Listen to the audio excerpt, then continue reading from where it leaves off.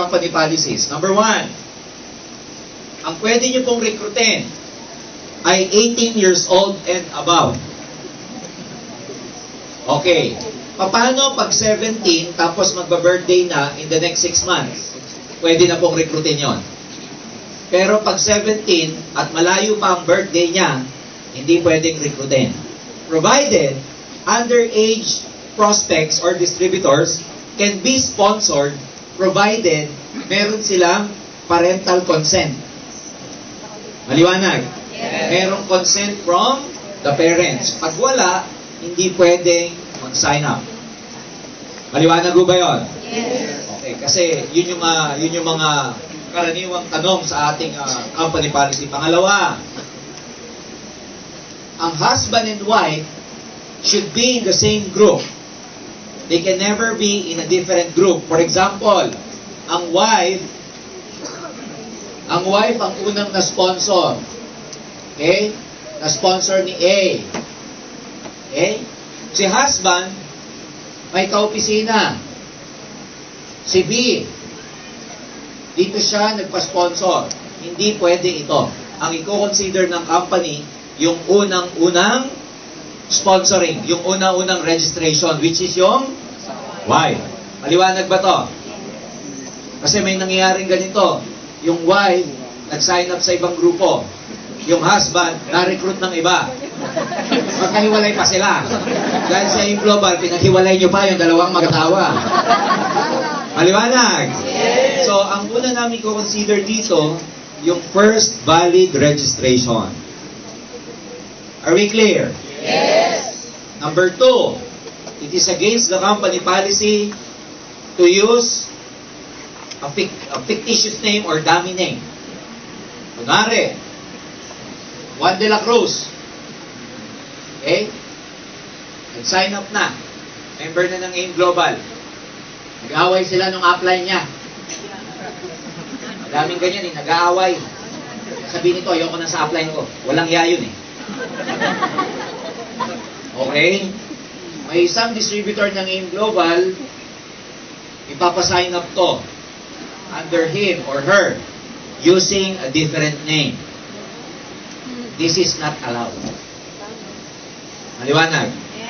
This is not allowed na gagamit ka ng ibang pangalan para lang ma-sponsor ka ng ibang tao. If that is proven, dalawa yan. Termination ito at saka ikaw, ibablock tong account mo dito sa bagong linya. Are we clear? Yes. Ibilisan ko lang kasi marami. Hindi ko na alam kung anong pangilan pa. Hindi ang allowed for responsoring a distributor who is inactive for 6 months. Pag sinabing inactive, dalawa po ang inactive. Number 1, inactive in terms of DTC. Inactive sa DTC. Pag sinabing inactive sa DTC, inactive sa Distributors Tracking Center, ibig sabihin, mako-consider na inactive pag walang transaction for 6 months. Walang encashment, walang withdrawal, walang encoding, walang GC claim, walang lahat kahit reorder. Kailangan 6 na buwan, walang ganon para masabing inactive siya. Are we clear? Yes. Pangalawa, masasabing inactive pag physically hindi nakikita dito sa office for the next 6 months. If ang case is this, wala nga siyang transaction sa DTC niya, pero nakikita naman siya dito sa opisina, hindi siya inactive. Therefore, pag hindi inactive, hindi pwedeng i-re-sponsor. Ang ibig sabihin ng re-sponsor, okay, pag sinabing re-sponsor, ang isang distributor na member na pero inactive ng 6 na buwan in terms of DTC and physical activity, pwede nang ma-recruit ng ibang tao. Basta 6 na buwan na sabihin nyo, inactive. Inactive. Ang isang distributor na inactive ng 6 na buwan, pwede na siyang ma-recruit ng iba niyang sponsor kung gusto niya.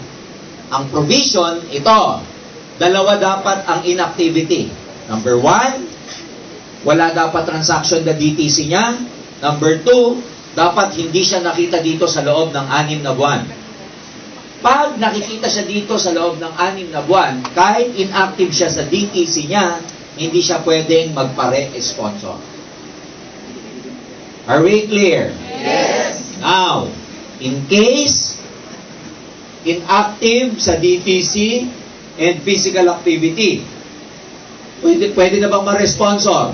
Yes. Pwede na ba? Yes. Pwede na. Kaya lang, ang first step sa responsoring, susulat kayo sa opisina to get a clearance na yung taong re-responsor inactive talaga.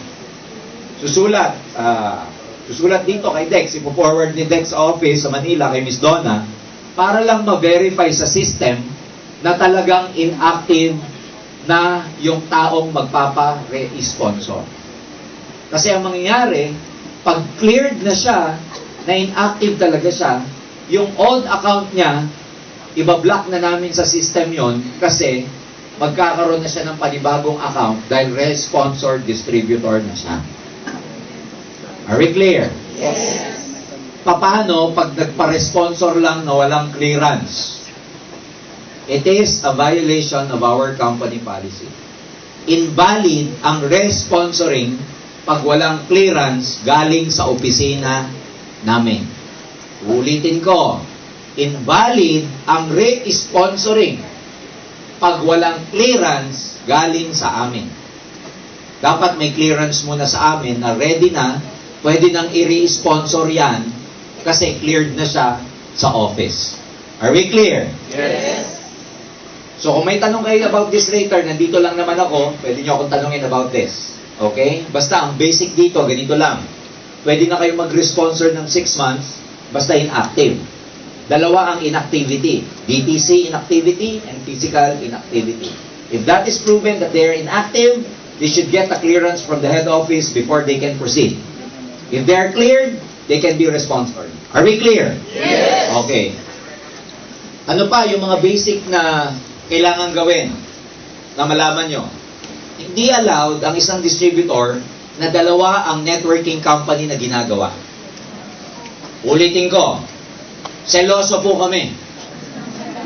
Ayaw namin ng may fling. Kapag may fling ka, break na tayo. Tama ba? Yes. So, pag ikaw nasa AIM Global ka, mag-AIM Global ka lang. Madali lang naman kaming kausap. Kung gusto mo sa ibang kumpanya, doon ka na lang.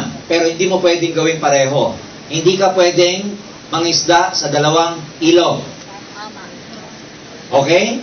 Now, if you have some downlines na dalawang MLM ang ginagawa, you can complain to us and it is ground for termination.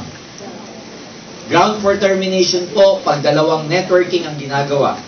Wala naman tating problema kung gusto nila sa kabila, pero kasi may conflict of interest kasi yung mga distributors, yung mga downlines na mapuproduce mo, malilito kasi dalawa ang networking na ginagawa.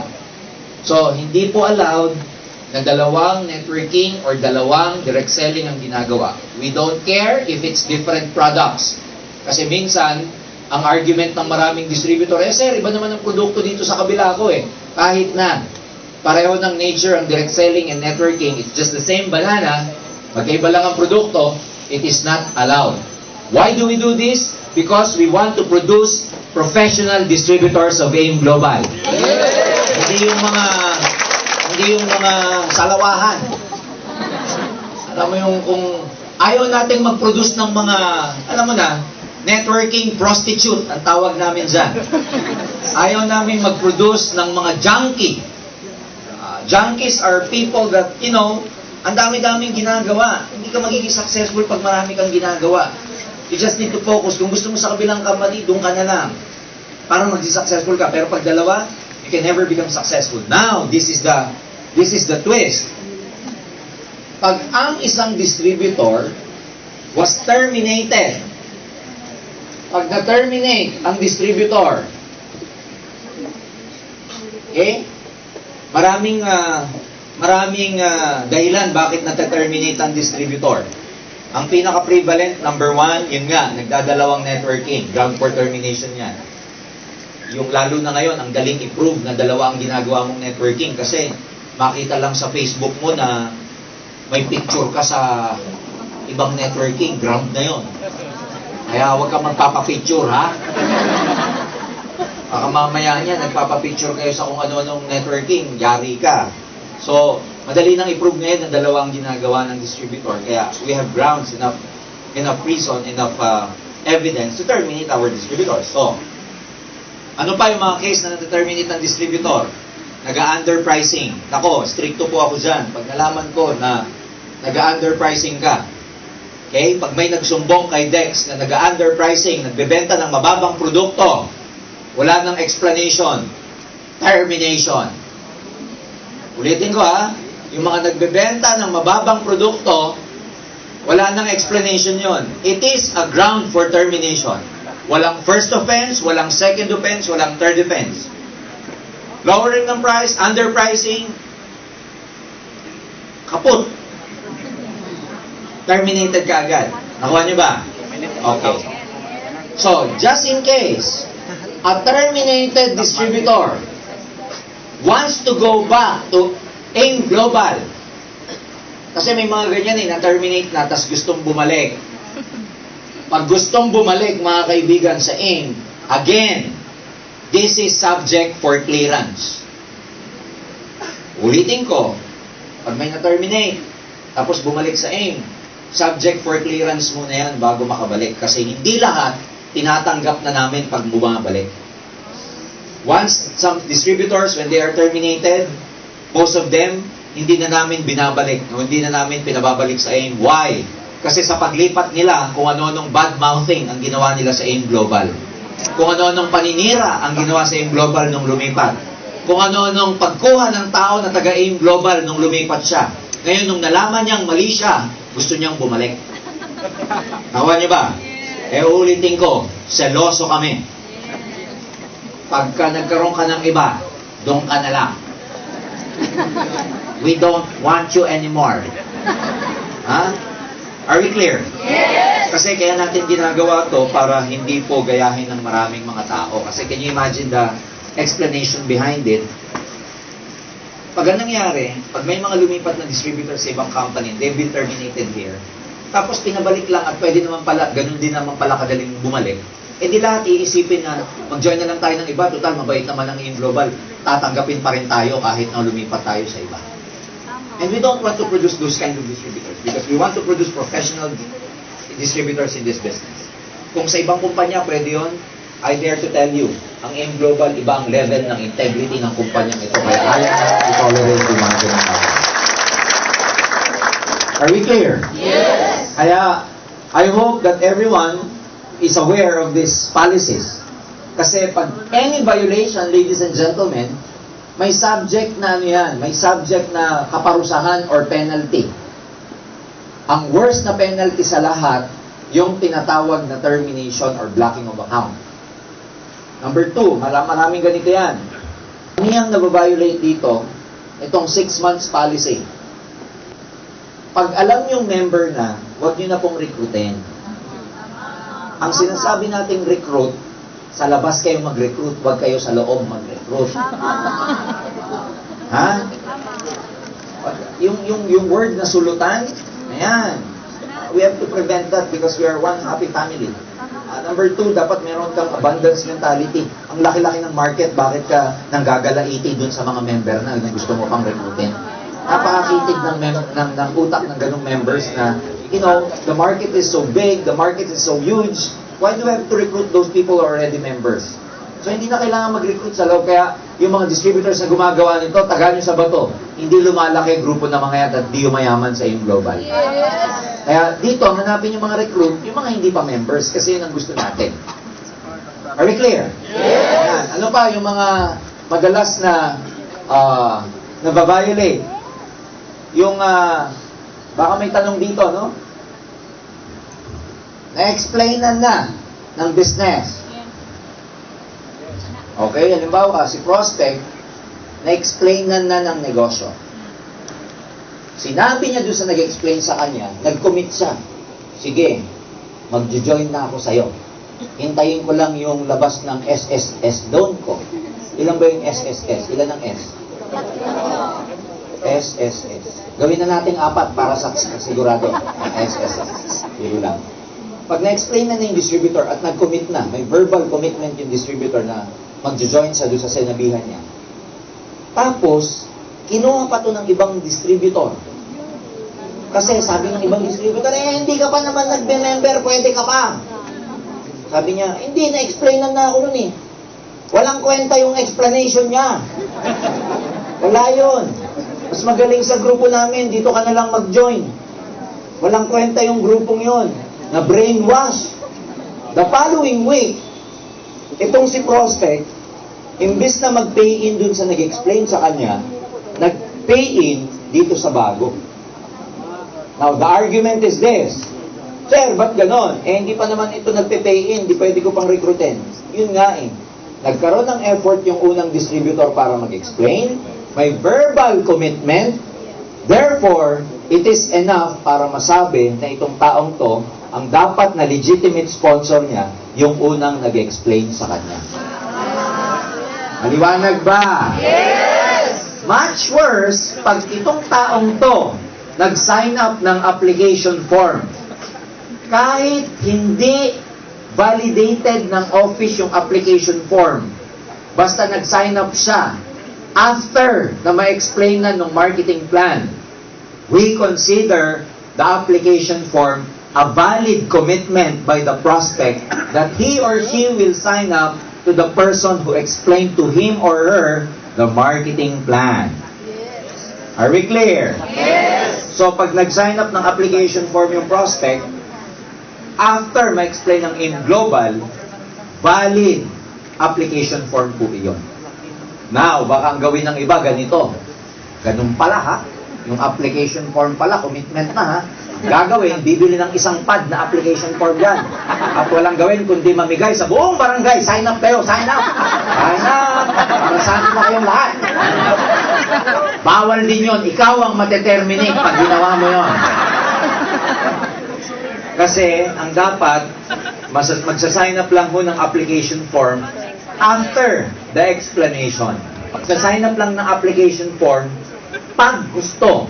Now, during the investigation, pag sinabi ng tao, sir, hindi naman in-explain sa akin eh. Basta binigyan lang ako ng form, tapos sabi magpirma. Nung tinanong ko sa kanya, ano ba to? Ang sagot po sa akin, wala lang yan, basta pirma ka lang. Kaya po ako pumirma, sir. Bawal yun. Hindi valid yung application form na na-sign up, na hindi na-explain na ng marketing plan, and napilitan lang. Maliwanag ba? This is also to prevent some distributors of just distributing, signing up people. Kaya ang bottom line, bago kayo magpa-sign up ng application form, make sure papirmahin nyo ng application form after. After, hindi before, ha? After. Okay ba yon? Yes. What else? Yung mga common na violations ng mga distributors.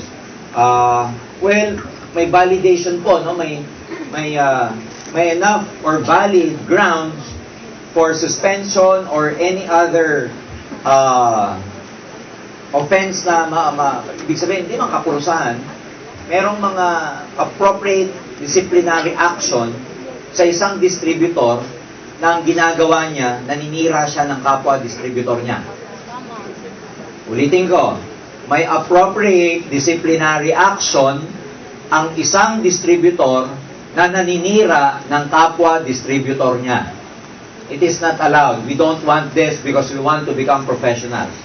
Hindi dito yung sisiraan mo yung ibang grupo, sisiraan mo yung ibang tao para ikaw mas marami kang makuhang tao. Hindi po proper yon. In ethics and professionalism, it is never allowed. It is not allowed. Anyway, for any complaints that you will file, kailangan lang in written para formal. Now, I want to be very clear in this part.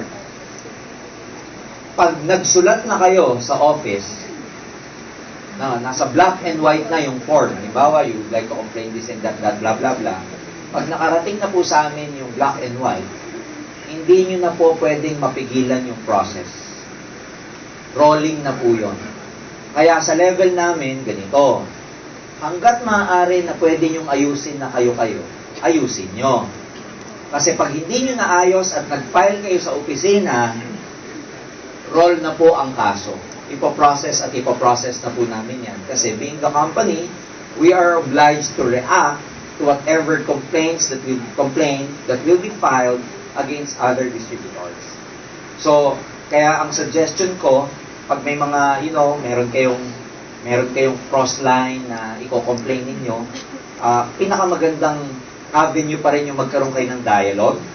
Kasi once na magkaroon na ng file, at na-file na sa amin yan, we will apply the appropriate disciplinary action.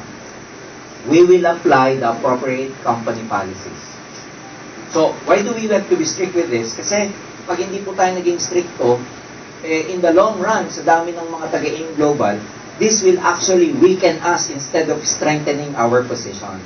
So what we want to do is to strengthen the position of AIM Global in such a way na pag ginawa mo tong negosyong to, yung mga pangarap mo, siguradong matutupad mo kasi tatagal ang kumpanya dahil matibay po tayo.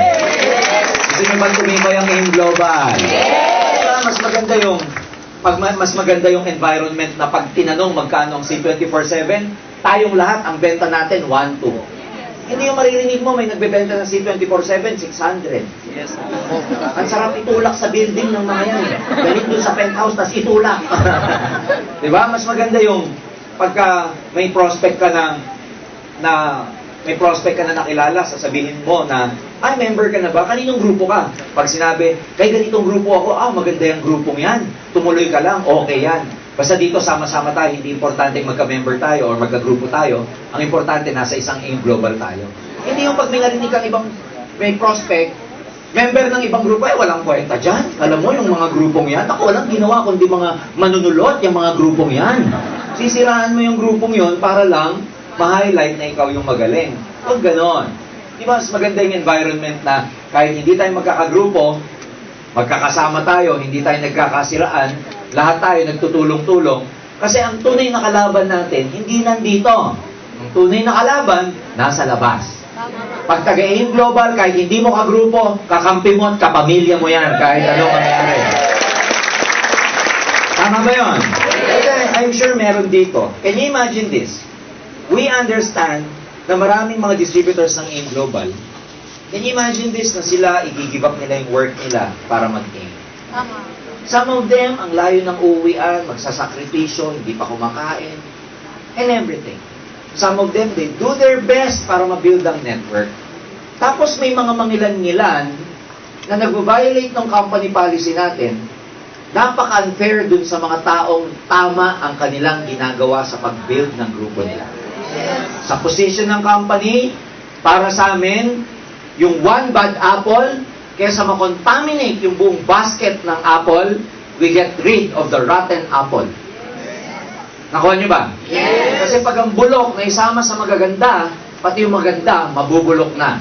So, itapon na lang yung nabubulok para maproteksyonan yung mga magaganda. That's why we hope, ladies and gentlemen, that you can police and, you can be vigilant among your groups. You can have this discipline in your group. Sabihin nyo sa kanila na kailangan matibay ang AIM Global para tumagal yung company. Kaya, ang gawin natin, magtulong-tulong tayo para pagsama-samahan natin i-implement at sundin kung ano yung nakalagay sa company policies. Kasi, mga kaibigan, ang magpapatibay, ang isa sa mga bagay na lalong nag-strengthen sa atin at hindi tayo nagagaya sa ibang kumpanya is the fact that we are very, very strict in our company policies. Another obvious violation of the company policy is this. Yung isang distributor, okay? Yung isang distributor, ang ginagawa niya, although yung iba hindi pa masyadong alam to, ang ginagawa niya, nagpipinance siya ng mga downlines.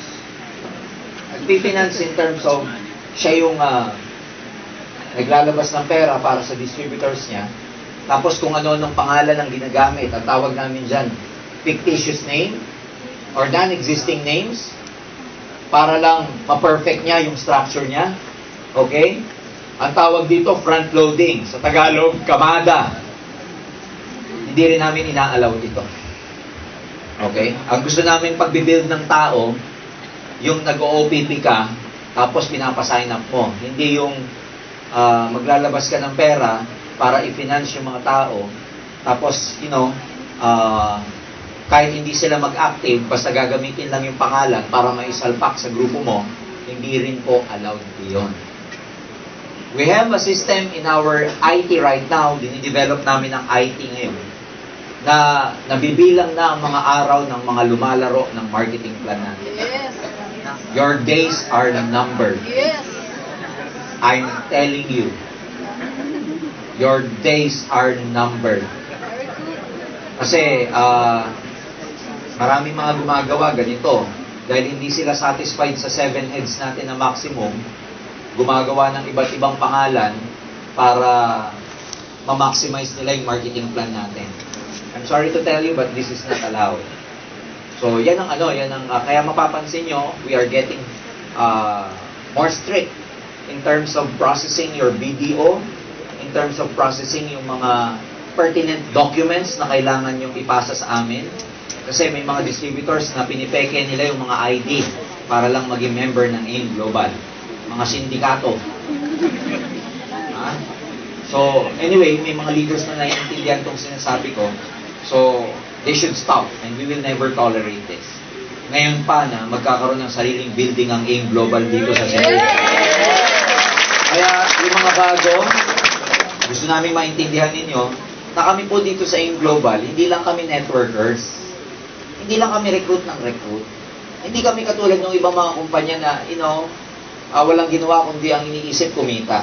In AIM Global, ang building process namin dito is that we educate our distributors, we educate our leaders on how to build the network properly, ethically, and professionally.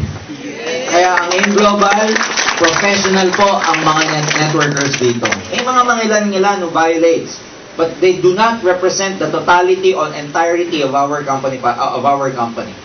Kaya mga kaibigan, I hope na kayong mga naka-attend ngayon sa mabilis na briefing natin about this topic, is kayo mismo dapat ang maging number 1 na taga-sunod. Kasi nakaka-disappoint yung some of you na makakarating sa lamesa ko, ang complaint is against you, nakaka-disappoint. Ladies and gentlemen, as I always say in my training, sa buhay, hindi lahat pera. Although sinasabi natin sa OPP, masarap ang may pera, tama ba? Masarap yumaman, tama ba? Pero let me tell you this, hindi lahat pera. Importante pera, masarap ang may pera, komportable pa buhay mo pag may pera. Ako, galing nga sa hirap, sabi ko sa inyo, sarap na may pera. But let me tell you this, after 18 years, believe me, hindi lahat sa mundo pera. Hindi lahat pera. And so, ba't ko sa inyo sinasabi to? Do not, ladies and gentlemen, do not compromise your values in pursuit of getting rich. Because to many people, in their pursuit to become successful financially, they compromise their values. Ako niyo ibig sabihin? Yes. Do not give up. Huwag mo i-give up yung mga character and values mo dahil lang sa kadalilanan na gusto mong kumita ng pera. Bottom line, ladies and gentlemen, bakit ba may nanunulot? Pera. Bakit ba may mga nagbabagsak ng presyo? Pera. Bakit may nangangamada? Pera. Bakit may naninira ng kapwa distributor? Pera. You know what I'm saying? Yes. Ang pera hindi masama. Money is a subjective matter. Depende sa tao yan. Kung ang pera, para sa'yo, is gagamitin mo para makatulong ng ibang tao, papaaral ng pamangkin mo, may rarao sa mga magulang mo sa hirap, magbibigay ka sa charity work, then money is good. If sa pagkakaroon mo ng pera, mas napapabuti ang mundo, then money is good. Pero in pursuit of getting money, of becoming rich, or becoming successful financially, is marami ka namang masasagasaang tao. Marami ka namang, alam mo na, matatapakan, then money is bad. So, sino nagpapasama sa pera? Sino nagpapasama? Tao. Sino nagpapabuti? Tao rin. Kasi money itself, for example, money, lagay ko dyan. Masama ba siya? Ulitin ko, masama ba siya? Pag yan kinagat ako, masama yan. Masama siya, hindi? Mabuti siya, hindi? Hindi rin. Wala. It is a neutral thing. Ang magpapasama sa kanya, yung umahawa. Yung nagdadala. Kaya uulitin ko, hindi pera. Do not compromise your values in pursuit of your goals. Do not become so greedy in pursuit of your goals. Sundin nyo ng tama yung marketing plan, sundin nyo ng tama yung company policies, hindi nyo kailangan mag-violate. Basta tama at tuwid ang ginagawa mo, magbubunga ng tama at tuwid ang tinatrabaho mo.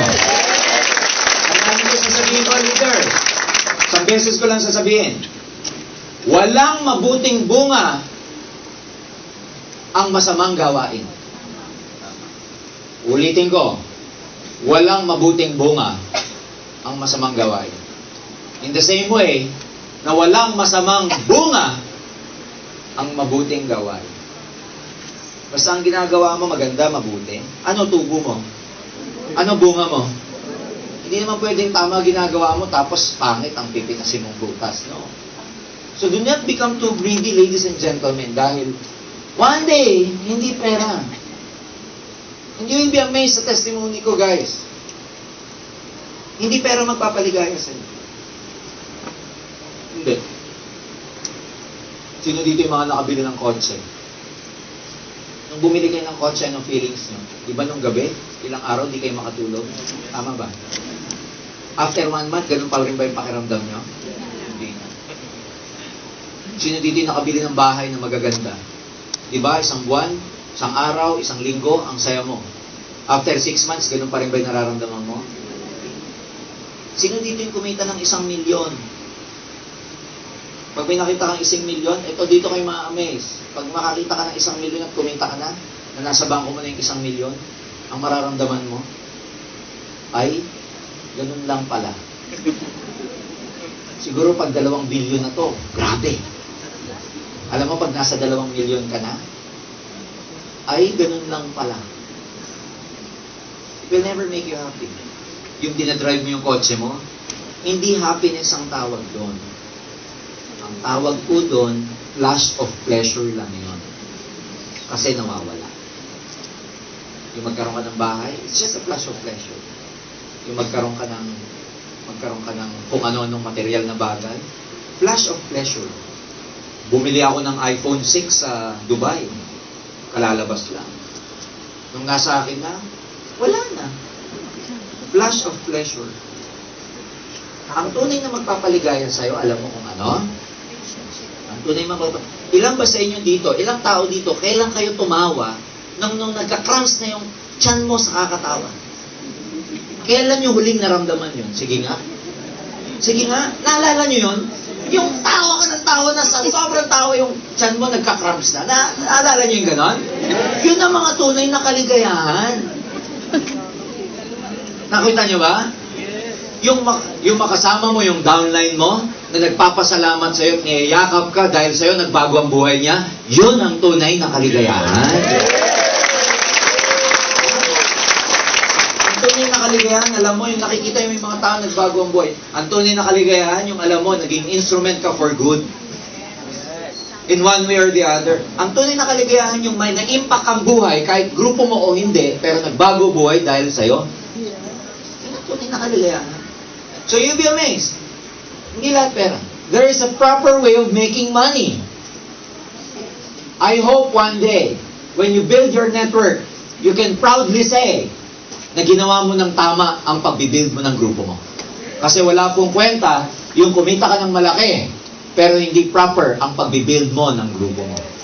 Kasi ang pera, kinikita. Ang personality, hindi kinikita. Ang pera, kinikita. Ang karakter, hindi. One day, you will, tignan nyo mabuti to. Ang respect hindi nalilevel sa dami ng pera. Ulitin ko ang respect hindi nalilevel sa dami ng pera yan. Halimbawa, sino mas re-respetuhin mo? Yung drug pusher na ang daming pera? O yung isang public school teacher na nagtuturo sa baryo? Na ang liit lang ng kinikita, pero nakako-contribute socially ng maayos. Sino mas irerespeto mo? Yung drug lord o yung public school teacher? Yung teacher. Because it's not money. Hindi pera. It is kung ano yung gaano kalaki ang nako-contribute mo sa pangkalahatan.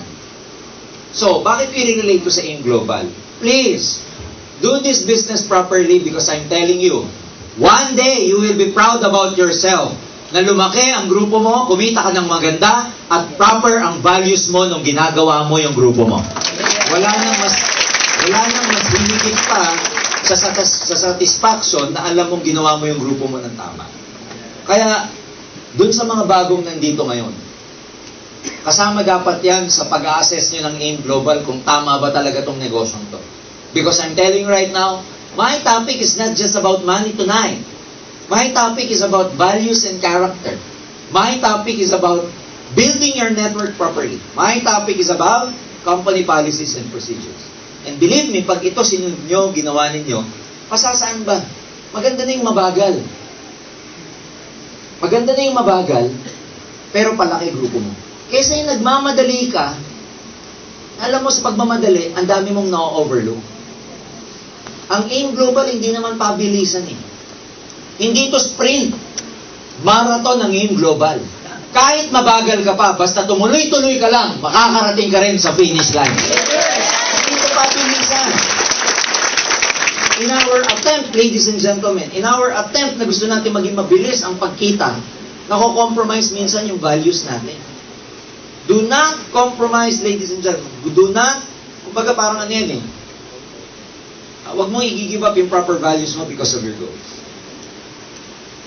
Mas importante ka pa din. Aanuin mo naman yung pagkita kung naging masamang tao ka naman. Handaan niyo yun. Money do not change people. May mga naririnig ako ganito eh. Sir, nagkaroon lang ng pera yan, lumaki na ang ulo. Hindi. Yung mga taong na masasabing lumaki na ulo nung nagkapera, dati nang malaki ulo ng mga yon, hindi lang lumalabas kasi wala pang pera. Because money, di ba nung sabi ni Robert Kiyosaki, money is a great magnifier. Kung ano ka, imamagnify ka ng pera. Kaya yung mga magsasabing, damot niya, nagkapera lang. Hindi. Dati na pong madamot yon. Lumabas lang, nag-magnify lang nung nagkapera siya. Nakuha niyo ibig sabihin? Yes. Kaya hindi totoo yung money ang nagbabago sa tao. Hindi. Tao. Kasi ang pera neutral. Kahit gaano pa karami ang pera is neutral. Tao ang nagbibigay kung ano ang pera.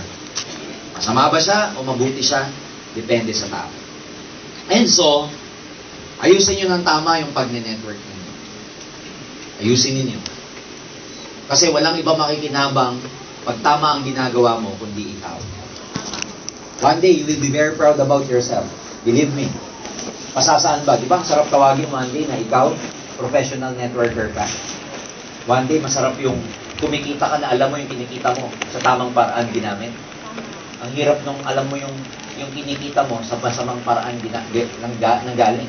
Tapos yun ang kakainin ng pamilya mo. Diba? Sana sumakit ang tiyan nila. Totoo yun.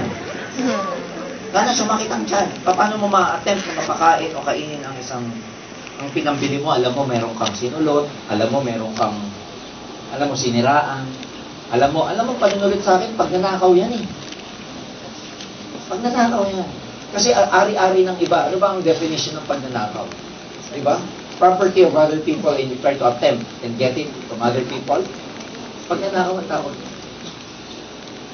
And nakakalungkot dahil sa greed, nako-compromise siya ang mga yan. So I hope I was able to touch the most basic policies. Kasi ulitin ko, maraming procedure yan. Nabablock ang account, nasususpend, nata-terminate. Depende sa gravity, or depende dun sa level ng violation niya. And ako, hindi ako masaya na nagpe-penalize ng distributor. hindi po ako masaya na nagbibigay ng punishment or ng disciplinary action sa distributor. Hindi ako masaya kasi ako din, distributor din ako, networker din ako. And so yun nga lang, dahil sa kagustuhan nating lumaki yung kita natin, marami tayong nako-compromise. So I hope, by this topic, lalo nyong pagtitibayin ang grupo ninyo. Lalong lalalim ang commitment nyo sa AIM Global na grabe ang AIM Global, pinangangalagaan talaga ang kapakanan ng bawat distributor. And finally, gusto kong sabihin sa bawat isa, Sir, tao ba dito? Tao po. Po yung training ko. Year-end training ang title niya. Year-end training na 2012. Finally, gusto ko masabihin sa inyo na ang AIM Global Fair, wala pong malakas at mahina sa amin. Wala pong malaking distributor at saka maliit na distributor.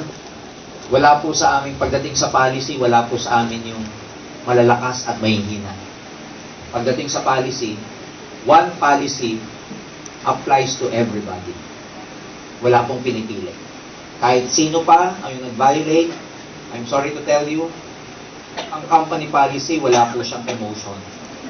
We do not care kung sino yung nag-violate. Kasi baka sa mata ng ibang tao, iniisip nyo, baka yung mga top distributors, excuse na sila pag may violation. Well, you're wrong. Because me, being the custodian of the company policy, pati mga top distributor, pag may violation, pinipenalize din po namin. So sa mata namin, lahat ng distributor, kumikita o hindi, top-notcher o hindi, pare-pareho lang po kayo sa mata ng kumpanya. Okay? Kaya equal po lang tayo. Okay ba yon? Yes! Walang palakasan dito. Walang lagay-lagay. Walang palusot-palusot. Hindi nalalagyan ng AIM Global. Okay? Kaya ang gusto namin, maging fair sa bawat isa. May password? Teka muna. Gagawin ko muna yung password. Meron ba?